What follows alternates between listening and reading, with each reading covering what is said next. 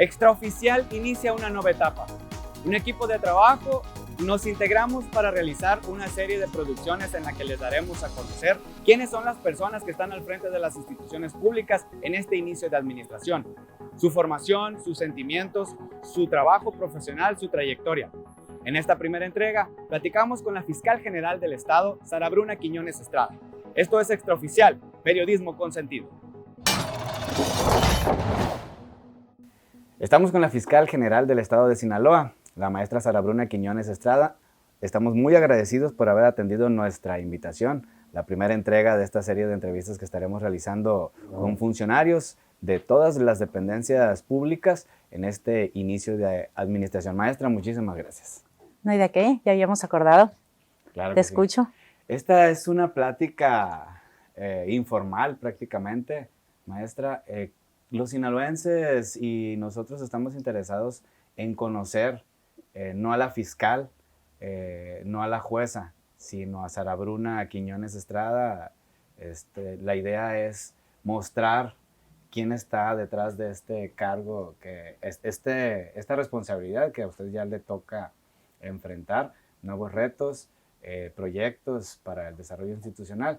Y podemos empezar, que nos cuente un poco, maestra, sobre su infancia. Podríamos iniciar con esto.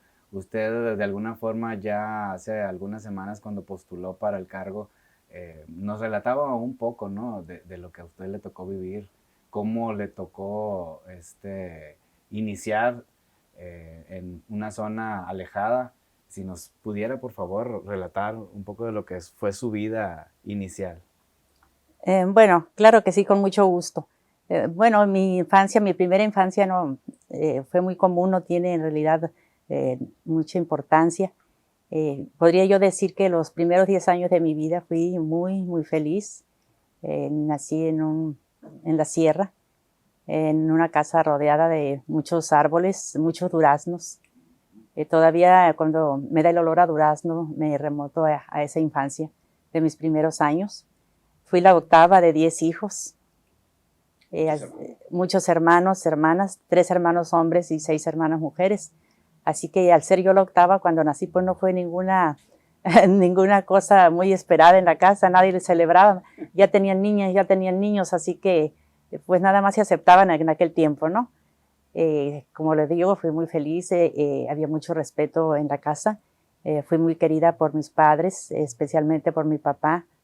Él me impulsó siempre a estudiar. Desgraciadamente, pues no había escuela donde nosotros vivíamos. Fue por eso una de las razones más importantes por las que mi papá decidió pues emigrar, llegar aquí a la ciudad. Eso fue en los últimos años de la década de los 60. Yo llegué aquí con 13 años, no había estudiado la primaria y estaban en las mismas circunstancias mis hermanas y hermanos. Nos pusimos a estudiar a las 3 más chicas. Nada más yo terminé los estudios, las otras optaron por el matrimonio. Bueno, yo también opté por el matrimonio, pero sin dejar los estudios. Pues eso es muy complicado. Extrañé mucho al llegar aquí, fue cuando ya me di cuenta que la vida no era tan feliz ni tan sencilla. Era un ambiente muy diferente.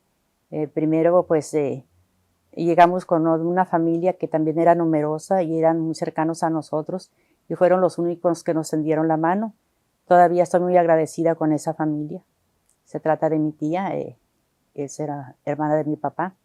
Ella nos recibió en su casa a pesar de que éramos 10 personas las que veníamos y ellos eran 8 en su casa. Pues ya se imaginarán aquellas condiciones que vivíamos de hacinamiento en un lugar donde ni siquiera había todavía servicios como agua entubada y tampoco drenajes. Pero sobre todo pues, me afectó muchísimo el calor. Nosotros veníamos de climas muy frescos y luego vimos la oportunidad de poder culminar los estudios, de poder, en mi caso, casi iniciarlos. Hicimos cita con las escuelas, mi papá me acompañó en todo. Por fin logré inscribirme en una escuela y por medio de exámenes y para adelantar un poquito los años logré concluir la primaria. Pues ahí seguí estudiando, dándome cuenta del entorno en el cual vivíamos en aquella época, de los problemas sociales. Recuerdo que me llamaba muchísimo la atención la militarización de la parte sur de América. Me acuerdo de los dictadores, que son los dictadores, y luego todas las barbaridades que hacían. Y yo, ¿cómo es posible que esté ocurriendo esto? Y me ponía yo a pensar, pues si nos venimos aquí por progreso y veo que hay cosas peores que allá donde nosotros vivíamos. También me acuerdo que fue una novedad para mí las Olimpiadas y que preguntaba mucho qué significaban los 5 aros entrelazados. Por allá una maestra me tuvo paciencia y me dijo que se trataba de los 5 continentes y todo eso, no se me olvida todavía. Maestra, perdón, me llama mucho la atención que en una zona alejada de la sierra, un papá, por la cultura, ¿no?, que tenemos, sí, incluso también en las zonas urbanas, a mí me ha tocado conocer familias en las que los papás no se preocupan porque las hijas mujeres estudian. Sí. Una de las principales razones por la que usted comenta que emigraron fue por la preocupación de su padre, de que sus hijos todos tuvieran acceso a la educación. Esto, ¿qué impacto genera en usted ese cambio? Obviamente en la región en la que ustedes vivían no tenían acceso a mucha información. Posteriormente todo esto que comenta, empieza a tener contacto con información, con noticias internacionales, con noticias locales. ¿Le sorprende o le sorprendió muchas cosas con las que usted no estaba en contacto por la zona en la que habitaban? Bueno, sí, así es. Lo que pasa que mi papá fue una persona adelantada a su tiempo, así podría yo definirlo. Él percibió desde aquellas épocas que la mujer tenía derechos. Yo jamás sufrí violencia por parte de él ni de mis hermanos. Había mucho respeto a nosotros, aunque eso no quiere decir que nos excluyeran del trabajo. Teníamos un trabajo muy duro, pero era porque así era como se sobrevivía. Trabajábamos, si teníamos que trabajar en el campo con los animales, con las vacas, con los cerdos, con todo lo que se tuviera que trabajar para llevar alimento a la casa. Pero mi papá, yo lo considero una persona visionaria y ha sido la roca de mi vida. Y la verdad, yo después de casada y ya con un hijo, terminé la escuela inspirada en mi papá. Mi papá, yo no le quería fallar a él por ningún motivo y por eso fue que en cuanto pude trabajar, me puse a trabajar para ayudarme con mis estudios. Trabajaba de día, me acuerdo que facturaba en una empresa en máquinas de escribir que son con teclado pesadísimo. Sí, terminaba a las 7 y pues me iba corriendo a la universidad. Obviamente yo vengo de escuelas nocturnas, de escuelas muy populares que admitían a personas que trabajaban, adultos, y así fue como hice la prepa y así hice toda la profesional. Me tocó estudiar en la CU, la ciudad universitaria, cuando pues apenas eran unos galerones que ni luz tenían y se nos iba cada rato y había muchos moscos, había mucho lodazal y enfrente teníamos, para más tétrico, el Panteón. Pues, nada que ver con lo que hay ahora, ¿no? Y el peligro, y a lo que sí se preocupaban mucho en mi casa, era de que la salida de la escuela pues era a las 10 de la noche. Entonces, para transportarme desde la CU hasta la casa, la colonia donde yo vivía, tenía que llegar al centro y tomar otro camión. No había camiones directos. Y pues ya llegaba en la casa como a las 11. Y pues era peligroso, obviamente. Pero yo descubrí la manera de subsanar eso. ¿Cómo? Porque me hice amiga de todos los muchachos del barrio. Entonces los muchachos del barrio ya me conocían y estaban en la esquina. Siempre me acuerdo, tengo siempre en mi mente grabado que cuando yo venía como a las 11 de la noche con mis libros, en la esquina, que era un abarrote, se juntaban todos los muchachos del barrio y me saludaban. Entonces no corría yo ningún peligro, yo me sentía protegida por ellos. Y por cierto, desgraciadamente la mayoría de esos muchachos pues terminaron mal, agarraron malos caminos. Y yo no me explicaba por qué ellos, teniendo todo el tiempo del mundo y haber nacido donde había escuela, no habían estudiado. Y cuando yo pude ya trabajar, cuando fui designada juez, lo único que lamenté es que mi papá no hubiera presenciado el logro que él, sin querer o involuntariamente, pues le es atribuible a él. De alguna forma, su padre sí alcanzó a visualizar algunas de las metas que cumplió. Sí, sí, la vida le dio y me dio la oportunidad de sí, darle cierta satisfacción porque, pues en primer lugar, él presenció me gradué de licenciada en Derecho y también cuando obtuve mi primer trabajo en la entonces Procuraduría General de Agentes del Ministerio Público, que ya era nombrada yo agente del Ministerio Público, él le dio muchísimo gusto, lo celebró, fue a verme al trabajo para felicitarme, como que no lo podía creer. No olvido cuando llegó muy contento y pues ya era un agente del Ministerio Público. Y ya no le tocó a él cuando yo entré a trabajar al Tribunal de Justicia y que pues posiblemente ahí él hubiera sido también una gran satisfacción.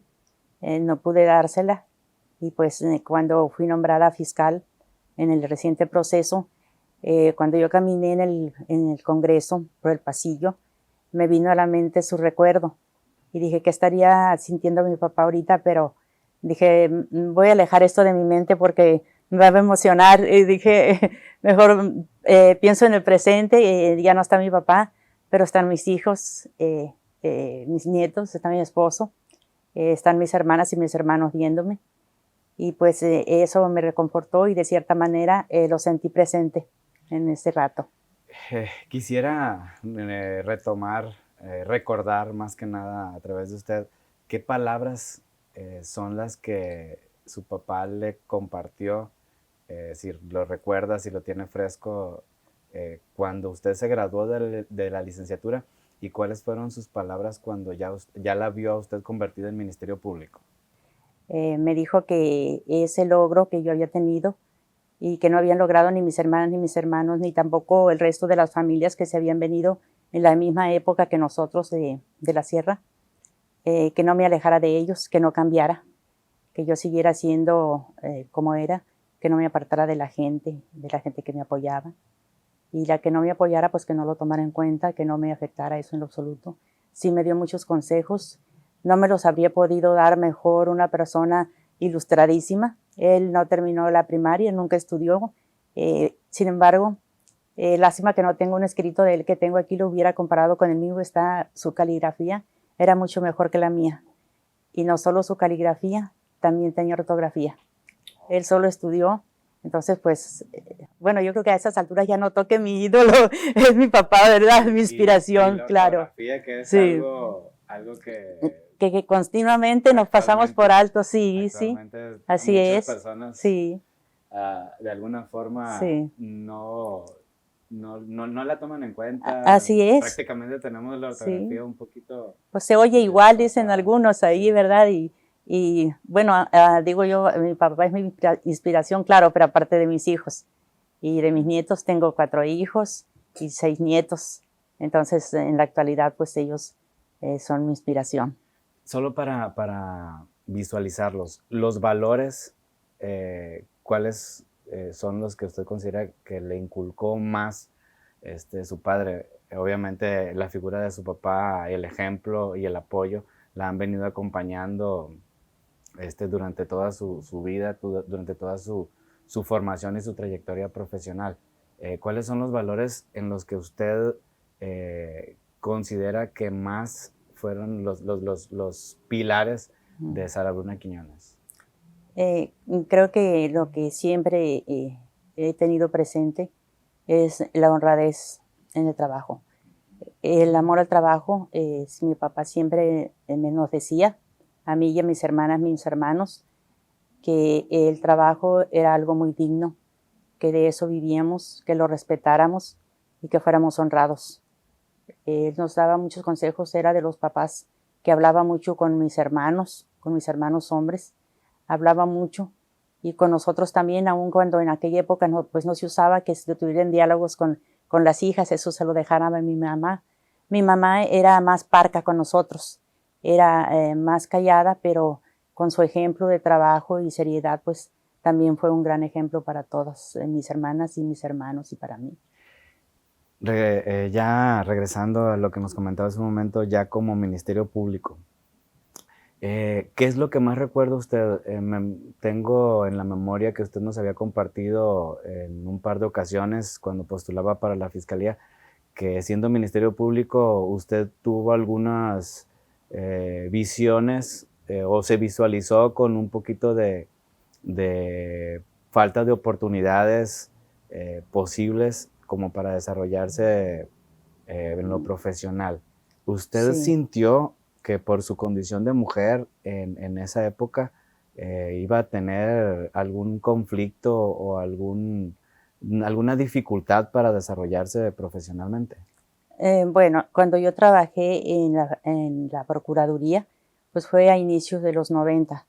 En aquellos años todavía no estaba la cultura de la igualdad de las mujeres.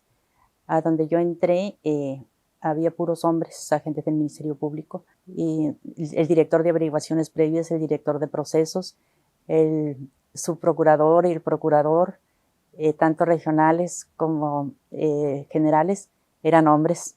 Entonces, era claro que ni siquiera había una posibilidad leve de que yo tuviera oportunidad.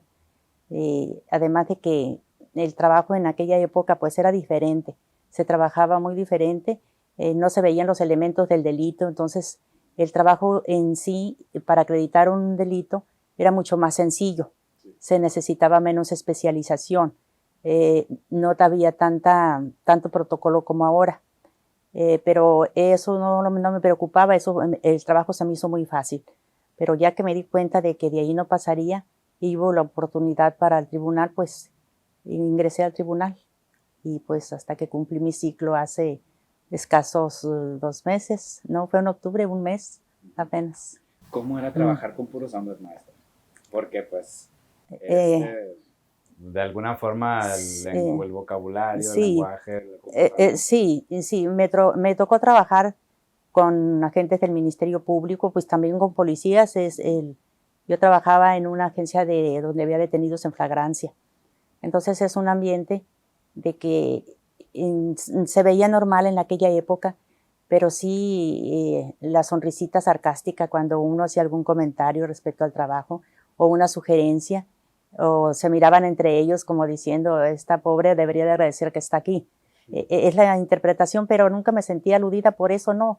Como yo sabía que así eran las cosas, dije, si me pongo a tratar de cambiar el mundo, pues no, voy a tratar yo mejor de adaptarme a esto y no amargarme, pero sí era una actitud muy excluyente, muy discriminatoria y también sufrí mucho acoso sexual.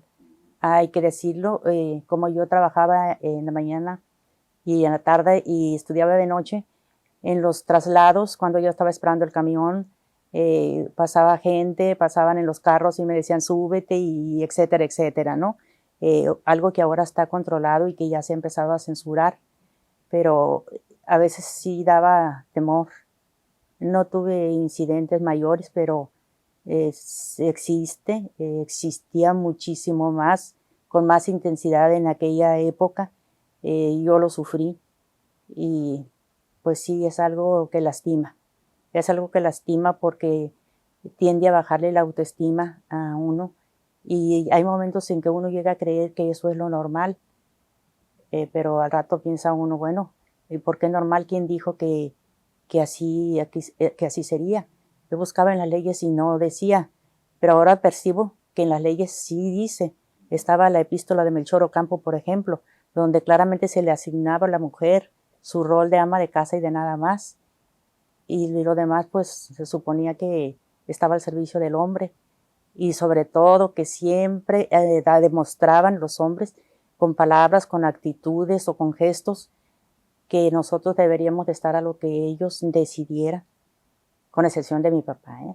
Él nos tomaba en cuenta. Y cuando mi papá nos llamaba la atención, jamás usó palabras fuertes, groseras, ofensivas, nunca. Nunca me pegó mi papá, ni mis hermanos. De ese tipo de violencia no lo sufrí.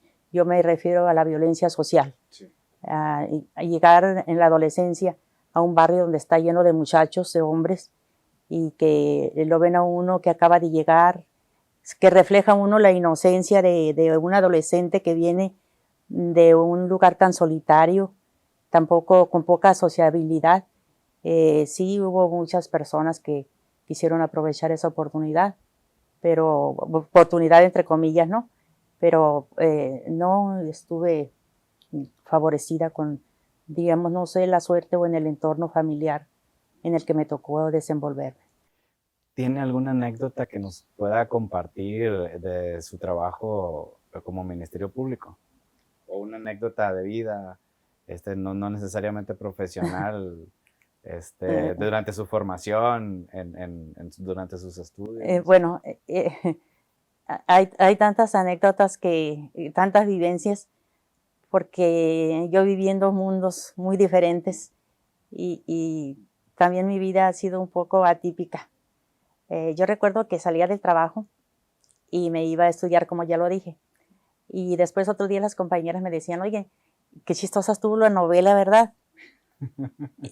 Y yo jamás tuve tiempo de ver telenovelas. No, Sí. ¿cómo? Pues si era en la noche y llegaba tardísimo.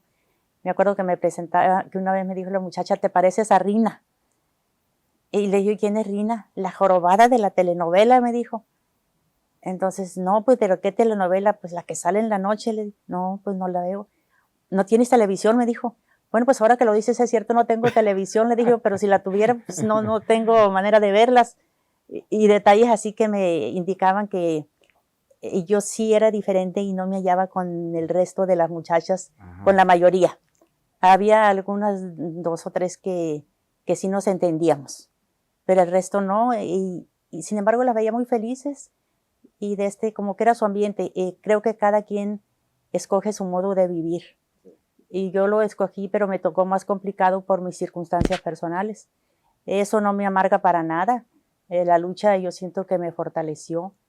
Comprendo muchísimas cosas, comprendo mucho la vida rural y comprendo mucho la violencia que sufren los niños y las niñas y las mujeres adultas también, porque en todas partes, también en el medio rural, teníamos vecinos que eran muy crueles los papás, tanto con sus hijos como con sus esposas. Ejemplos muy duros que no vienen al caso, pero y en aquella fecha yo no apreciaba mucho eso porque para mí era natural, como yo vivía en un ambiente seguro y de respeto, pues no lo sentía personal, pero ahora que me pongo a pensar yo cómo debieron de haber sufrido esas muchachas, todavía conozco algunas y ahora sí ya se sinceran y me dicen todo lo que, la falta de respeto, la falta de consideración, los golpes, los gritos y el trabajo tan duro, tan fuera de sus alcances que tenían que desarrollar. Pero bueno, también aquí en la ciudad hay ese tipo de hombres que someten así a sus hijos, que son desconsiderados, que son abusivos, pero mi papá fue diferente y en la casa todo era diferente en esos aspectos. Claro que había mucha pobreza, no, eso sí, yo sufrí mucho la pobreza, pero comprándonos en aquellos tiempos, pues en el rancho, en realidad, no éramos de los más pobres, porque donde hay trabajo y hay tantas manos que trabajan, pues cuando menos para comer hay suficiente. Eso es, no es que son tantas cosas de mi vida. Tengo una anécdota que siempre me ha llamado la atención y que me duele porque me pongo a pensar qué habría pasado si eso hubiera ocurrido en estas fechas. Y tengo mejor dicho, una prima que un cuñado de ella, él le mató a su hijo en una riña de gente tomando, de borrachos, podríamos decir, si me disculpa la expresión. Y ella fue un día de verano, ella estaba en el arroyo lavando la ropa cuando pasó su hijo, Eso iba fue al cabo, allá en el rancho, sí. Yo estaba chiquilla en aquella época, pero me tocó presenciarlo. Cuando pasó su hijo y iba al campo a trabajar, y al ratito pasó otro vecino, y al ratito ella escuchó los disparos. Entonces se imaginó y corrió, y estaba su hijo ya sin vida. Y miró al muchacho que le había disparado a su cuñado, y dice que la miró a los ojos. Y ella pues le dio más importancia a su hijo que al agresor. Se acercó a su hijo y cuando volvió ya no estaba su cuñado. Y se fue y se desapareció del rancho. Después de que nosotros nos venimos, quizá como 2 décadas después, se vino ella también a Culiacán. Ese muchacho que le disparó a su hijo y que era su cuñado, ya no volvió en el rancho, se desapareció. pero vino y lo encontró aquí, de policía municipal. ¿En serio? Sí, es algo verídico y tengo los datos. Y cuando él se dio cuenta que ella lo había descubierto, se fue, creo que se fue de bracero. Pero sí es una historia impactante, que qué ironía, ¿no? Llegar Sí. y encontrarlo. Claro que allá no se iba a instruir una averiguación ni nada. Sí, lo que pasaba en el rancho se quedaba en el rancho. No había comunicación, entonces no había carros ni avionetas para allá. No había pistas donde aterrizaran, no había cuatrimotos. Entonces era otro mundo. Desgraciadamente ahora que hay tanta comunicación, pues también se utiliza para que transporten muchas mercancías ilícitas de allá. Y de alguna forma, muchas de las situaciones que sucedían hace muchos años en las zonas más alejadas se siguen dando, ¿no? Sí, se siguen dando porque eso ocurrió en aquellas épocas y que había valores, había más valores. Y las familias, el concepto de familia se cuidaba mucho, se respetaba mucho. Y yo me acuerdo que siempre decían, delante de los niños o de las niñas no. Y ahora pues eso no importa, hay mucha relajación y en todos los aspectos, y los niños son los que a veces disponen y bueno, eso es otro tema, ¿no? Sí, maestra, regresando a su trayectoria, nos comentaba el cambio del Ministerio Público al Poder Judicial. ¿Cómo fue esa etapa de su vida? Bueno, cuando yo entré al Poder Judicial, acababan de entrar las reformas al Código Penal, donde se exigía la necesidad de que se acreditaran los elementos del delito.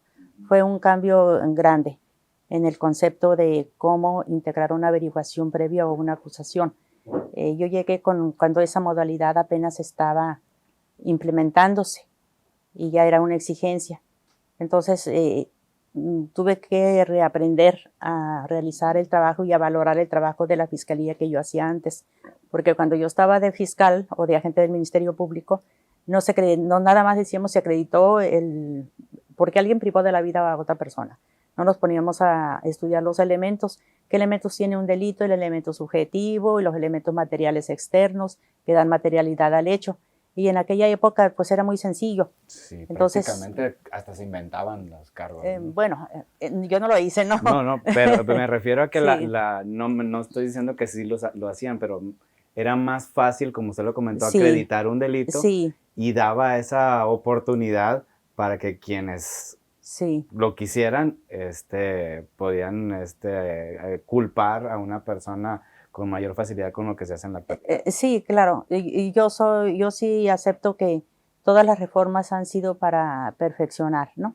Nunca hemos alcanzado la perfección, pero sí fue una exigencia para que se aumentara el estándar de exigibilidad para poder acusar y sostener una acusación. Entonces, en esa etapa fue cuando yo entré al Poder Judicial y pues siempre estuve juzgando, porque aun cuando entré con una plaza de actuario, las necesidades de la sala a la que entré eran de que se necesitaba un proyectista.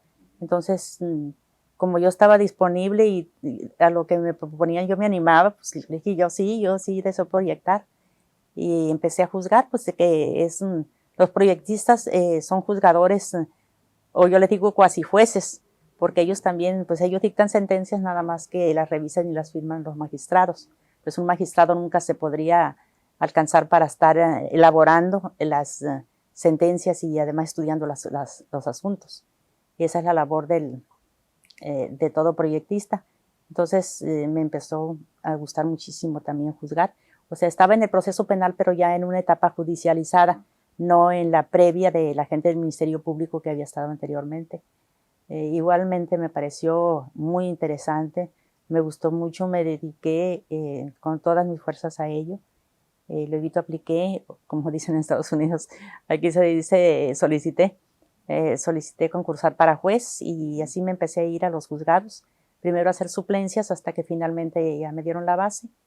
Luego viene el proceso acusatorio, otra vez retomar los libros y volver a entender otra visión del proceso. Y me gustó mucho también, sobre todo lo que me gusta de ese proceso es que blinda mucho a los jueces, no se tiene contacto con los abogados para nada, entonces ahí hay mucha imparcialidad. ¿Cómo se da este cambio en la forma de procurar justicia, en procurar y administrar justicia, le tocó la parte en la que no se exigía acreditar elementos del delito. Posteriormente ya se realiza, Sí, le tocó una parte del sistema en el que no era tan exigente la forma en la que se acreditaba un delito, y posteriormente viene el nuevo sí, sistema en el que se es más riguroso en este aspecto. sí. De manera muy resumida, cómo ve usted el cambio en la forma de procurar y administrar justicia en México?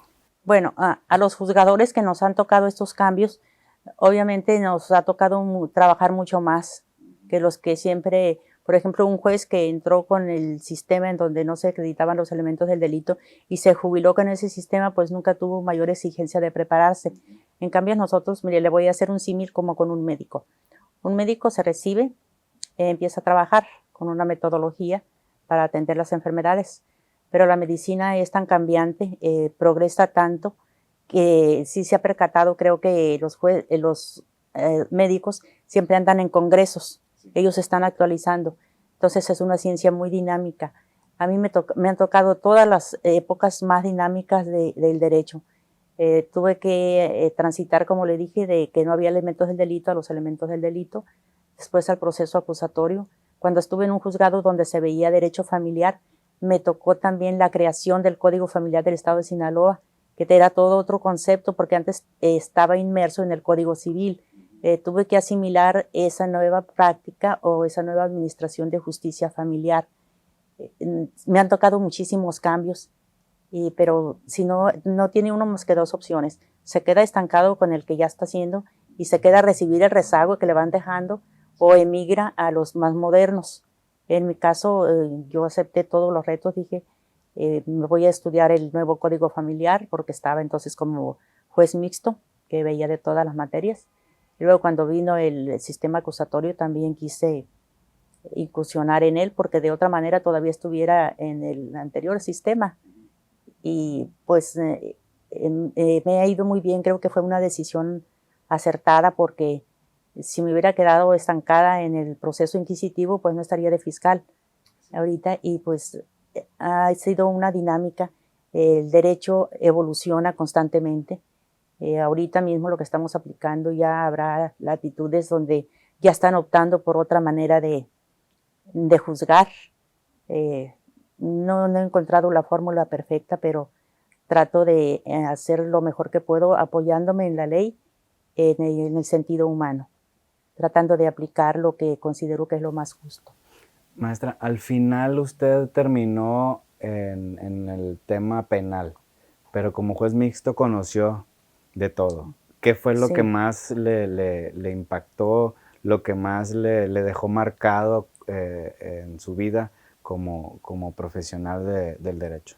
Cuando estuve en un juzgado donde conocía de todas las materias, obviamente lo que más me impresionó fue el derecho familiar, porque una de las cosas que me llamaba mucho la atención es que se tiene que demandar al padre para que reconozca la paternidad de una criatura.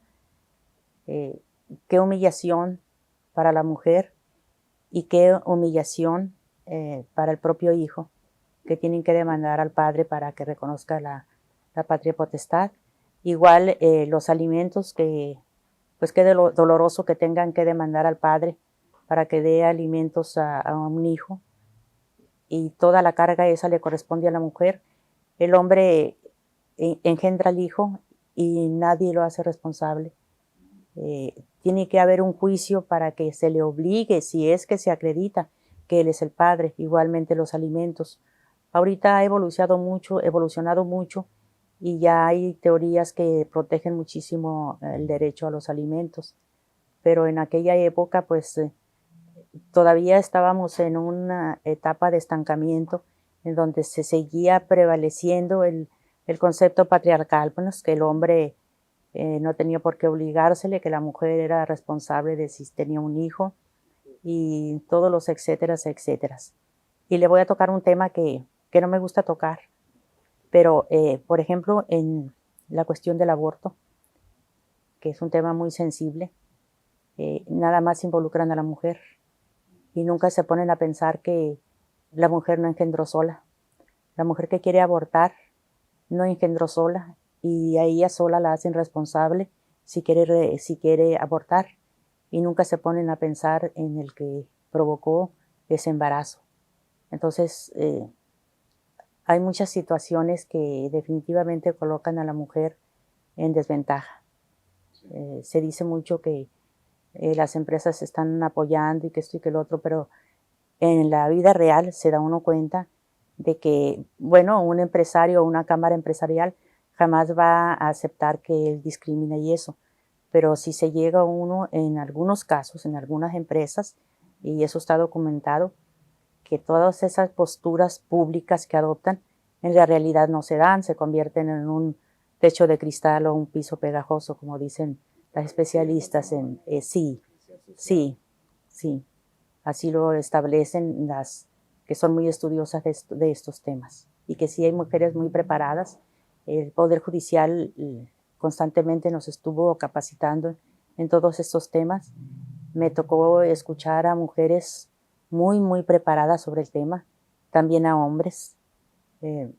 Recuerdo en particular cuando hubo un congreso de derecho familiar y de derechos humanos y que trajeron a un profesor español que se llama Carmelo, se me va a ir ahorita el apellido, una eminencia el señor, todavía tengo contacto con él, son de esas personas que vienen y nos dicen, escuchar esas palabras donde se dice que la mujer sí es maltratada y sometida por el hombre y que lo diga un hombre, pues es muy reconfortante y nos convence de que esa es la realidad. Maestra, son muchísimas experiencias las que ha acumulado. Usted ha sido muy dinámica en su desarrollo profesional. Todo esto viene a generar un cúmulo de conocimientos eh, que obviamente sigue aplicando en su vida diaria en lo profesional, ¿no? ¿Qué impacto traerá esto ahora como fiscal? Ya sentándonos en donde estamos ahora, ¿qué impacto va a generar todas estas acumulaciones de experiencias en su vida y que las va a aplicar para el desarrollo de la institución? Debe de ser un impacto positivo, porque todo lo que yo he aprendido, todo lo que yo he vivido, lo que he aprendido en la academia y lo que he aprendido empíricamente es bueno y es aplicable en la vida diaria y es muy aplicable en la labor de la fiscalía. Entonces creo que la aplicación que yo haga de toda esta experiencia acumulada, tanto en el aula como fuera del aula, o en mi trabajo de tantos años, tiene que ser positivo. Yo voy a poner todo mi empeño que sea positivo y que sirva de algo. Quizá todos esos tropiezos y dificultades que yo tuve que enfrentar tenían un propósito y ese propósito es de que yo retribuya a la vida la oportunidad que me dio cuando parecía que no había ninguna puerta abierta para mí y que yo logré que se abrieran algunas puertas y que me han colocado en esta posición que puedo dar mucho, creo, a la sociedad y a las personas que lo necesitan, que a los grupos vulnerables, a influir o participar o contribuir para que disminuya la violencia en contra de las mujeres, de las niñas, de los indígenas. Un tema que tengo en mente es desarrollar un tema dirigido a proteger a la mujer rural y a la mujer indígena. Yo conozco perfectamente la vida de la mujer rural y sé lo pesada que es y lo poco apreciada y respetada que es. Entonces me gustaría que se desarrollara un tema que se incluyera en las mesas de trabajo, el tema de la atención a la mujer rural. Entre ellas comprendería las que se dedican a la pesca y a todas esas actividades. Esos son proyectos, pues hoy se cumple apenas un mes de que fui nombrada y apenas estoy sentando las bases, pero quiero seguirlas y fortalecerlas y lograr todo lo que dije en mis comparecencias. ¿Qué es lo que ha encontrado en este primer mes como fiscal dentro de la institución?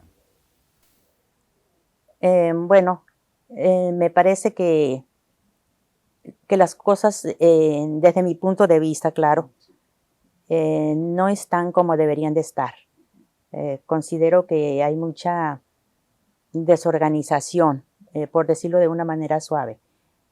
O hay gente que me he percatado y desde que estaba en el tribunal yo lo corroboré, muy talentosa y que se pone mucho la camiseta para trabajar. Pero hay otras personas también creo, como en todos los lugares, no es propio de la Fiscalía, que no tienen esa misma visión o que aprovechan situaciones para no realizar el trabajo como se espera que lo hagan y como lo protestamos al momento de ser nombrados. Yo creo que nadie se acuerda que protestamos cumplir y hacer cumplir la ley y que si no, no los demanden. Yo creo que eso debe de llevarse a la práctica para motivar a las personas a que lo cumplan. Sí hay gente muy valiosa en la Fiscalía, yo me he dado cuenta, pero sí encuentro situaciones que todavía no les encuentro mucha explicación de por qué están así y quiero ir al fondo para que si son irregulares, pues corregirlas y si lo son así, pues entender por qué son así o mejorarlas. Maestra, a nivel nacional, y esto así lo han reflejado evaluadoras que miden las estadísticas en materia de procuración de justicia. A nivel nacional los números no son muy positivos. Sinaloa ciertamente tal vez no sea de los peores, pero sí nos encontramos ciertas necesidades que de alguna forma podrían estar frenando o podrían frenar Sí. los resultados que usted puede obtener si no se atienden. Hablamos de presupuesto, hablamos de necesidad de más ministerios públicos, de necesidad de más peritos, de más policías de investigación. Incluso usted mencionaba parte de estas estadísticas al inicio de su gestión, hace 2-3 semanas más o menos, que usted lo reconocía y así lo expresaba públicamente. ¿Cómo, ya a un mes de estar al frente de la Fiscalía, ya tiene visualizado de alguna forma cómo ir resolviendo estas deficiencias en los próximos años de su gestión? Bueno, sí, como lo dije, tengo proyectos a mediano, a corto y a largo plazo. Entonces, los de corto plazo es implementar ya una mejor atención al público usuario del sistema. Eso es de ya. No podemos estar con la inercia de que la gente se sienta desatendida o que sienta que le hacemos un favor cuando atendemos los problemas que nos vienen a exponer. Y lo otro es, sí considero que existe carencia de personal.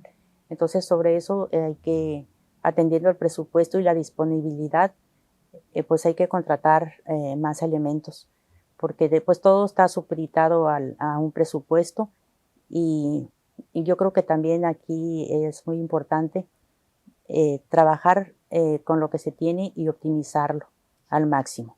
Entonces, no tener yo una fantasía de decir, voy a tener esto y esto otro y saber que no lo voy a poder aterrizar. Entonces, quiero ir con cautela, pero cautela no quiere decir que sea lenta o que no me esté percatando de lo que ocurre, sino que va a ser algo realizable, que no solo quede en proyectos que se escuchan muy bonitos, sino que se vayan haciendo realidad conforme se vayan conociendo. ¿Cómo transmitir, maestra, esta sensibilidad que usted tiene hacia muchos temas, principalmente mujeres, niños, niñas y grupos vulnerables, personas de edad? ¿Cómo transmitir esta sensibilidad que usted nos está expresando en este momento para contagiar al personal de la Fiscalía, para lograr esta mejor atención que usted está comentando en este momento? Bueno, bien, creo yo que el personal, viendo los programas y las directrices que se están diseñando desde la Fiscalía General, eso las va a motivar y van a seguir el camino, porque en la Fiscalía no soy yo, somos todos y todas las que estamos aquí.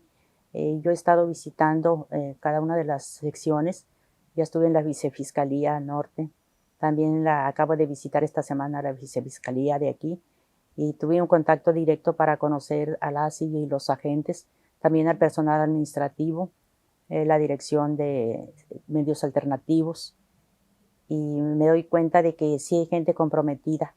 Entonces, eso me da mucho gusto y también me motiva Y así como me motiva a mí, quiero transmitirles a ellos esa motivación. Y yo se los referí a todos. Cuando me presenté, les dije que quería mucho compromiso, que recordaran que si ellas quedaban bien, yo quedaría bien. Si yo quedo bien, ellas quedan bien y ellos también. Eso es como yo quiero que ellos lo perciban y que hagamos un equipo, que vayamos todos en una sola dirección. Mi propuesta es que el camino sea recto, que no tenga desniveles y tampoco vueltas en U. En los próximos años estaremos hablando de una fiscalía totalmente diferente.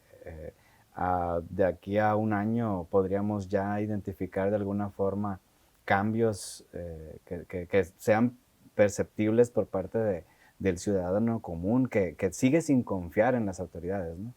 Sí, un año, me parece que sí, en un año se podrían ya percibir los resultados. Pero en esto se involucra también a la sociedad. Mire, para que haya un corrupto, debe de haber un corruptor. Ese es un binomio indisoluble. Para que haya corrupción, debe haber impunidad. Entonces, nos compromete a todos. La Fiscalía por sí sola y aislada no puede salir adelante y desarrollar los planes, cuando menos desde la perspectiva de como yo los veo. Necesitamos que todos seamos conscientes del gran problema social que tenemos con la violencia, sobre todo con la violencia contra la mujer, que es el delito pues, de mayor incidencia, como ya se ha estado repitiendo, y desgraciadamente se repite y se repite, y es una realidad. Entonces, sobre todo, pues la forma más intensa, que es el feminicidio. Eso no es más que cuestiones de odio hacia la mujer y de rabia porque se ha rebelado. Y ante la impotencia de poder impedir que se rebele o que tome el lugar que le corresponde por su naturaleza de ser humano, pues se opta por suprimirla de la vida. ¿Cómo contagiar también a las otras instituciones encargadas de esto, maestra? Porque el trabajo que usted está realizando o que proyecta realizar desde la Fiscalía, hacerlo solo a través de esta institución no va a ser suficiente. Están las autoridades de salud, autoridades de economía, autoridades educativas, muchas otras que de alguna forma impactan en la sociedad. La familia también, cómo involucrar a la familia y regresar a esos valores con los que se formaron personas como usted, que tuvo un papá que la empujó al estudio. Ahora tenemos muchas familias con papás ausentes, padres y madres que lamentablemente tienen que trabajar, ¿no? Y de alguna forma los niños quedan a la deriva, educados de algunas otras formas en las que al final no termina bien la cosa. Bueno, en el caso de los padres que tienen que dejar a los niños para trabajar, yo creo que ahí juega un papel muy importante la escuela. La escuela, yo la veo como un ente que puede prevenir en grandemente, si no casi en su totalidad, las conductas violentas, porque ahí, igual que en el hogar, se está construyendo la personalidad de cualquier ser humano. Un niño que en su casa no es agredido y que en la escuela le están diciendo, le están reformando todos los días, le están insistiendo que la única forma de vida que se puede disfrutar es la que tiene paz y está libre de violencia, difícilmente se va a inclinar a delinquir. Entonces, la educación, la escuela, es uno de los factores más importantes después de la familia, que está integrada por papá y mamá o por quien esté integrándola. Entonces creo que también yo considero que es uno de los factores más importantes. Están también las instituciones religiosas, todas predican la paz, que no haya violencia, entonces también creo que son baluartes para proteger la familia, los valores y pues la decadencia que desgraciadamente hay que admitir lo que hay en muchos sectores. Hay muchísimo trabajo que hacer, no solamente de la Fiscalía, sino de todos los sinaloenses. ¿Cuál es su mensaje hacia los sinaloenses? Que se concienticen. Hay mucha difusión por todos los medios informativos de la violencia. de su sinrazón, de la crueldad, del modelo patriarcal caduco e injusto que ha sometido a tantas generaciones. Entonces, por falta de conocimientos, no queda. Entonces, que las personas hagan conciencia, que cuando escuchen los mensajes reflexionen en ellas y pongamos todos desde nuestro punto de vista o desde nuestra trinchera o de nuestro puesto un aporte para que se logre la paz, cuando menos una paz aceptable, y que todos digamos que no a la violencia. Pues le agradecemos mucho, maestra, la oportunidad de tener esta charla un poquito larguita. Esperamos que tengamos otra oportunidad de platicar, ya que nos esté compartiendo un poquito de los resultados que estemos obteniendo, no incidencia, no estadísticas, sino resultados del impacto que vaya a generar en la institución esta sensibilidad que usted pretende inculcar, inyectarle, reanimar a tanto ministerios públicos, policías y peritos para que den una mejor atención, para mejorar los indicadores de procuración de justicia y obviamente tener un beneficio para todos los sinaloenses y las sinaloenses que la van a estar escuchando en esta entrevista. Pues esperemos que se dé esa oportunidad y con la ayuda de toda la sociedad yo creo que sí se van a lograr esos cambios. Perfecto, muchísimas gracias, maestra. De nada, a la orden.